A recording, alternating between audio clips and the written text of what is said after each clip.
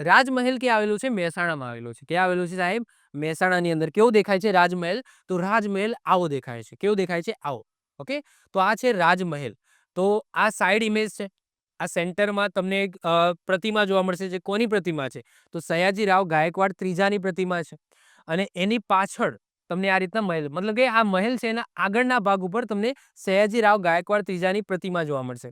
એના સાઈડમાં તમે જોશો ને તો મંદિર જેવું જોવા મળશે. એટલે કે આ છે, તો આ સાઈડ અને બીજી બાજુ તમને મંદિરના આકારનું તમને આ ટાઈપનું જોવા મળશે ગુંબજ. અને સેન્ટરમાં આ જે સેન્ટર છે, આ સેન્ટર છે, તો સેન્ટરમાં તમને આ ટાઈપનું ગુંબજ જોવા મળશે મોટો. ક્લિયર? અહીંયા ઘડિયાળ વાળું ટાવર પણ તમને આની અંદર જોવા મળશે. તો નામ શું છે? રાજમહેલ. આનું નામ જ છે રાજમહેલ. ક્યાં આવેલો છે? મહેસાણાની અંદર આવેલો છે. તો મહેસાણા જિલ્લામાં આવેલો રાજમહેલ બરોડા એટલે કે વડોદરા. ઓકે, વડોદરા અને બરોડા બંને એક જ છે. તો બરોડા કહો અથવા તો વડોદરા કહો. તો વડોદરા રાજ્યના સયાજીરાવ ગાયકવાડ ત્રીજા દ્વારા વર્ષ 1904 માં બાંધવામાં આવ્યો હતો. મહેસાણામાં બાંધવામાં આવ્યો હતો, વડોદરામાં નહીં, પરંતુ વડોદરાના સયાજીરાવ ગાયકવાડ ત્રીજા દ્વારા બાંધવામાં આવ્યો હતો. તેનો ઉપયોગ પછી આગળ જતા સરકારી કચેરી તરીકે ઉપયોગમાં કરવામાં આવ્યો. આનો ઉપયોગ જ્યારે વંશજો જતા રહ્યા, એના પછી જ્યારે દેશ આઝાદ થઈ ગયો, એના પછી આ જે છે ને એ મ્યુનિસિપાલિટીમાં જતો રહ્યો. મહેસાણા મ્યુનિસિપાલિટી જે કમિશન છે તો એની અંદર જતો રહ્યો. એના પછી આનો ઉપયોગ ઘણા લાંબા સમય સુધી સરકારી કચેરી તરીકે થયો.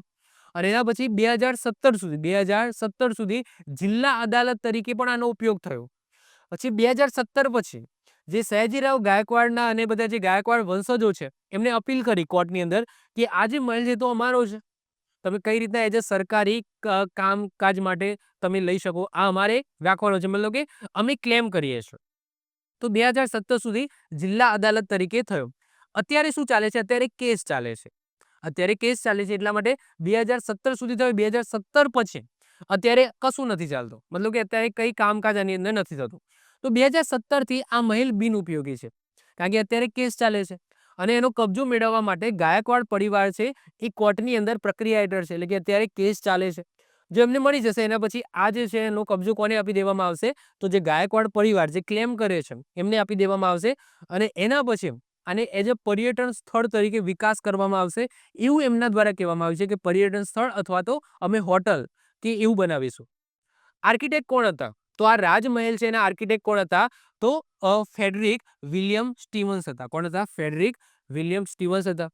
આ મહેલ 3 માળ તમને આની અંદર જોવા મળશે.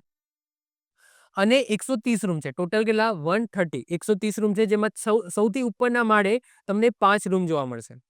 આ મહેલને ડુંગળીના આકારનો એક મોટો ગુંબજ જોવા મળશે. તમે જોઈ શકો છો. તો ડુંગળીના આકારનો એક મોટો ગુંબજ જોવા મળશે. પછી 8 નાના ડુંગળીના આકારના નાના નાના ગુંબજો જોવા મળશે. આવા તમને 8 નાના નાના ગુંબજો જોવા મળશે.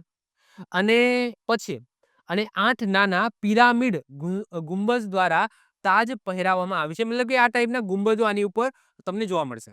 મહેલની સામેના ખુલ્લા ચોકમાં તમને સયાજીરાવ ગાયકવાડ ત્રીજાની પ્રતિમા પણ જોવા મળશે, જેની ઇમેજ મેં મૂકેલી છે. તો આ પ્રતિમા છે કોની છે? સયાજીરાવ ગાયકવાડ ત્રીજાની છે. તો આવો રાજમહેલ ક્યાં આવેલો છે? તો રાજમહેલ આવેલો છે મહેસાણાની અંદર. જો અહીંયા તમને દેખાય છે, અહીંયા લખ્યું છે ન્યાય મંદિર.